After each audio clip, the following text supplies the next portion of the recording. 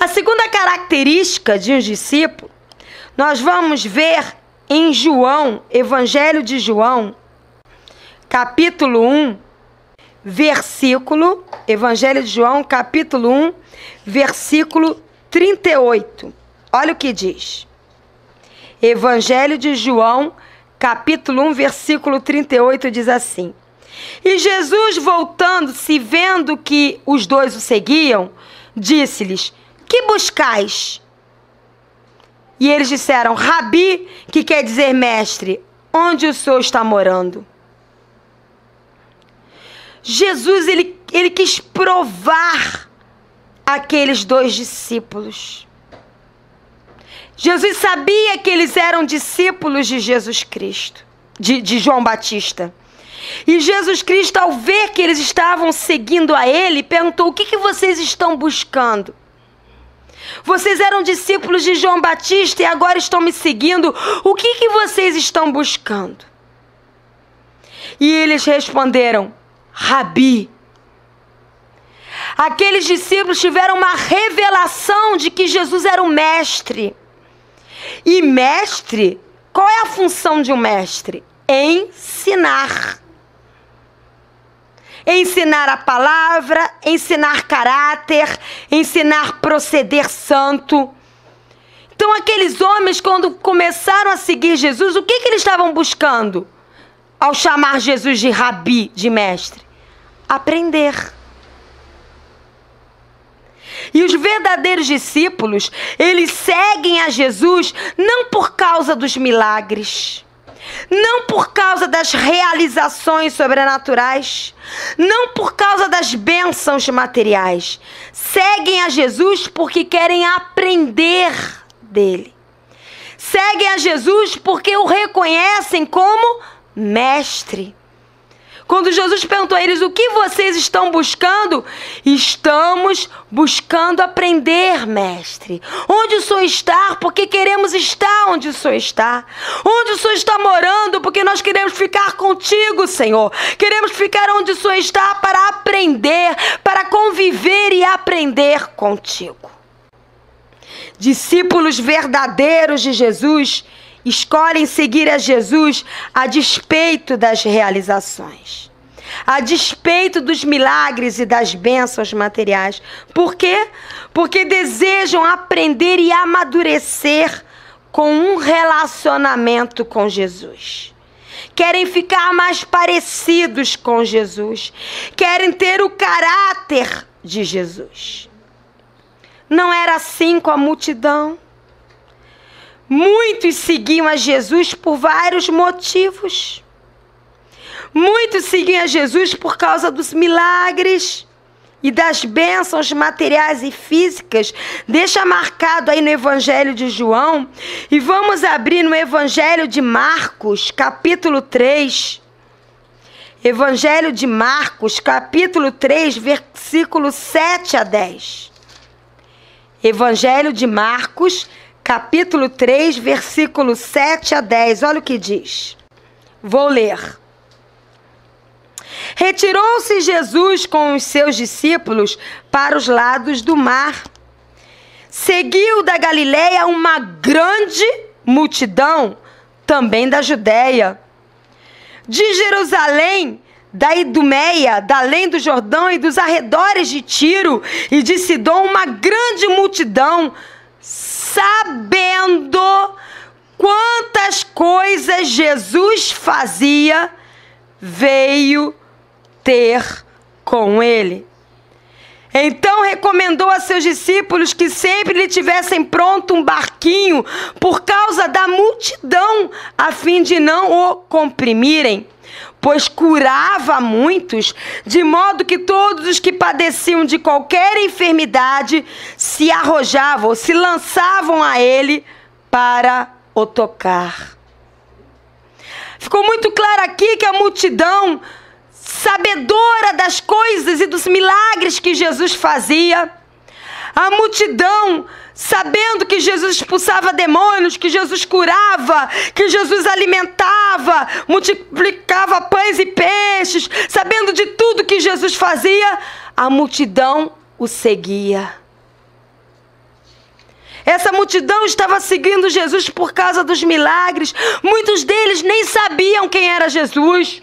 Sei lá quem é Jesus. Dizem que é filho de Deus, dizem que é mestre, que é profeta. Não me interessa, portanto que ele me cure, portanto que ele faça um milagre na minha vida. Eu não quero nem conhecer quem é Jesus. Eu quero um milagre, eu quero a bênção.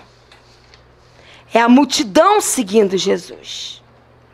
Também em João, Evangelho de João, capítulo 6, versículo 5. Evangelho de João, capítulo 6, versículo 5, olha o que fala. Então Jesus, erguendo os olhos e vendo que a grande multidão vinha ter com ele, disse a Filipe: onde compraremos pães para dar de comer a essa multidão? A multidão seguia Jesus por causa dos milagres e para poder se alimentar.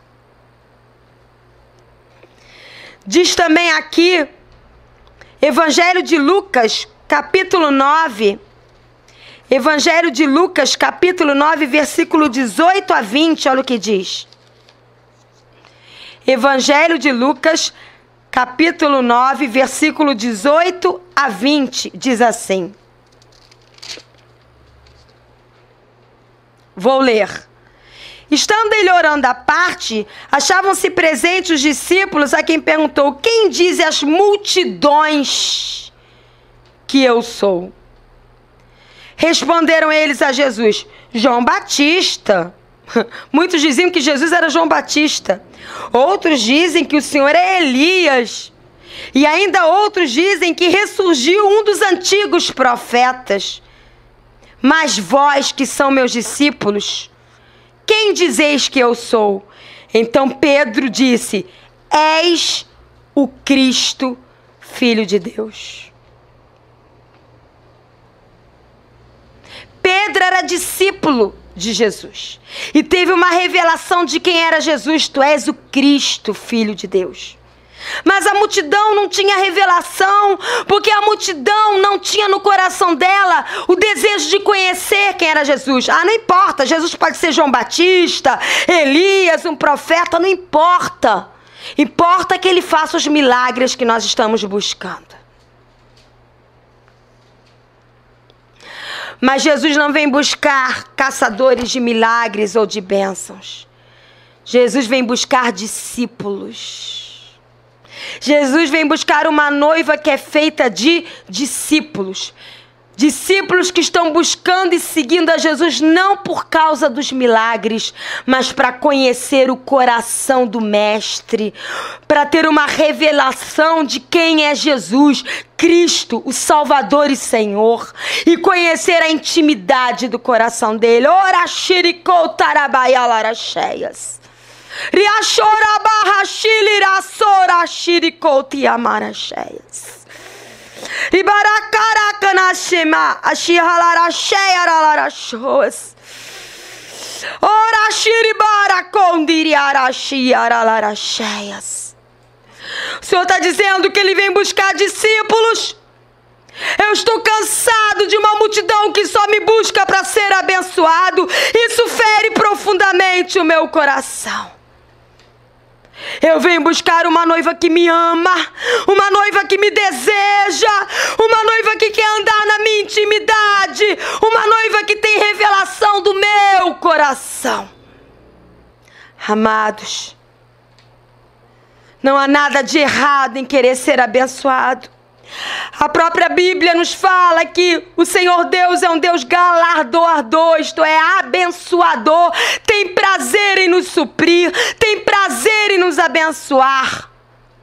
Mas eu estava dando estudo para uma irmã agora à tarde, eu falei, a Bíblia é muito clara.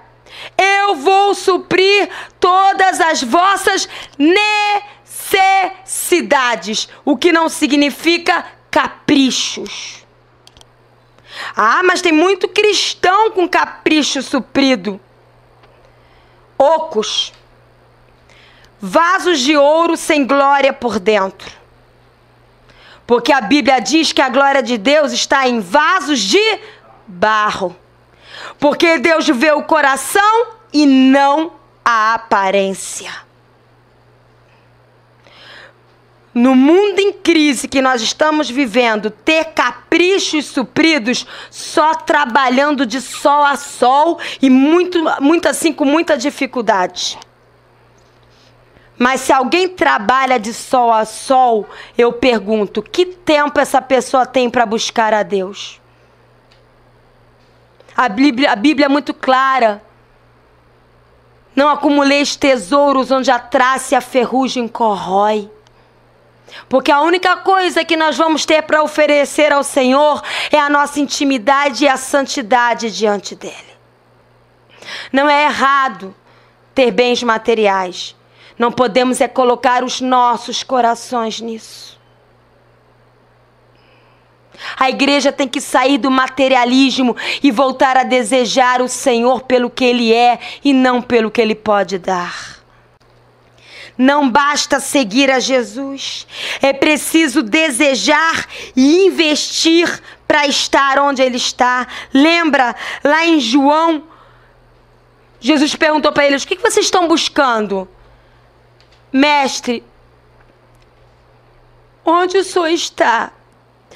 Mestre, onde o Senhor está morando para nós irmos estar com o Senhor? Não importa onde o Senhor esteja, onde o Senhor estiver, nós queremos estar. Porque nos importa estar conosco, contigo, Jesus. Importa é poder olhar nos teus olhos. Importa é poder ouvir a tua voz. Então Jesus levou eles até onde ele estava. Vem que eu vou mostrar. Eu posso vislumbrar, quase que imaginar o sorriso no rosto de Jesus, vendo que aqueles dois desejavam aprender e estar onde Ele está. Ele falou, esses dois são discípulos. Precisamos desejar olhar para Jesus, porque só olhando para Jesus nós vamos aprender a olhar com os olhos dele. Porque a Bíblia diz, eu não vou abrir, depois você lê, e no Evangelho de Mateus, capítulo 6, versículo 22, fala, se os teus olhos forem bons, todo o teu corpo será bom.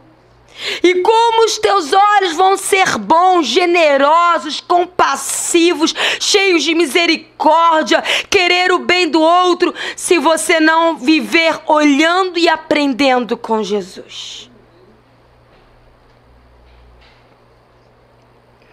Precisamos desejar habitar com Jesus e desejar ser habitado por Ele. Jesus não pode ser um turista no nosso coração. Ele tem que habitar. Nós não podemos ser um turista no coração de Jesus. Temos que habitar no coração dele. É uma troca, é uma unidade, é uma junção de corações.